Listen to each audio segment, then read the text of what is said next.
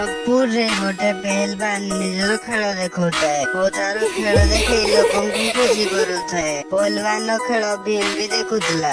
ପେହେଲବାନ ଲୁହାକୁ ମୁଢି ବଙ୍କା ବଜେ ଭୀମ ତାକୁ ଚିନ୍ତା କରିବ ବୋଲି ଭାବୁଥାଏ। ପେହେଲବାନ ଯେତେ ଲୁହା ମୁଢି ବଙ୍କା କରୁଥାଏ ଭୀମ ତାକୁ ଲୁଚିକି ଚିନ୍ତା କରିଥାଏ। ତାପରେ ଭୀମ ସହ କଣ ହଉଛି ତାପରେ ପେହେଲବାନ ଯାହା କରୁଥାଏ ଭୀମ ତାର ନକଲ କରୁଥାଏ। ଏହା ଦେଖି ପେହେଲବାନ ପୁରା ଡରିଯାଏ। ଭୀମର ଖେଳ ଦେଖି ଲୋକମାନେ ବହୁତ ଖୁସି ହେଇଯାନ୍ତି ଆଉ ତାକୁ ସମସ୍ତେ ବହୁତ ସାରା ପଇସା ଦଉଛନ୍ତି।